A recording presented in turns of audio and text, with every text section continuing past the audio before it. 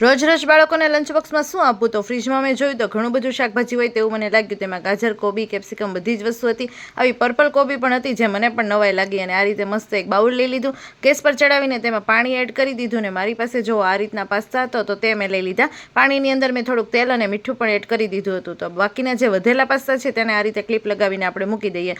બાકીના પાસ્તાને આ રીતે બોઇલ કરવા માટે મૂકી દઈએ. જ્યાં સુધી બફાય છે ત્યાં સુધીમાં આપણે બધા શાકભાજીને કટિંગ કરી લઈએ. મસ્ત શાકભાજી કટિંગ થઈ ગયું છે. ને અહીંયા પાસ્તા આપણે છે 10 થી 15 મિનિટ સુધીમાં તો આપણા મસ્ત બફાઈ જ ગયા હશે. બીજી કડાઈમાં હિંગ અને હળદર નાખીને બધા શાકભાજીને ખૂબ સારી રીતે હલાવી દીધા. ક્યારેક કેવું થાય કે બાળકો છે એ શાકભાજી જોઈને ના ખાતા હોય, પણ આવી કોઈક વસ્તુમાં જો તમે એડ કરીને આપો તો બાળકો આ શાકભાજી ખાઈ પણ લેશે અને તેને મજા પણ આવી જશે. વચ્ચે ધર્મ આવતો હતો તો તેની સાથે વાતો કરતાં કરતાં મેં અહીંયા મસ્ત પાસ્તા બનાવી દીધા. શાકભાજી ચડી ગયું તો જે પાસ્તા હતા બફાયેલા તેને પણ એડ કરી દીધા, મસાલો એડ કરી દીધો અને બધી જ વસ્તુને ખૂબ સારી રીતે મિક્સ કરી લીધી. 2 મિનિટ સુધી હલાવીને મસ્ત પાસ્તા અહીંયા આપણા ગરમા ગરમ સર્વ કરી લીધા. ટેસ્ટમાં તો એકદમ જ બેસ્ટ બન્યા હતા. તમે પણ ટ્રાય કરી શકો. જય શ્રી કૃષ્ણ. મળશું નવા વિડીયો સાથે.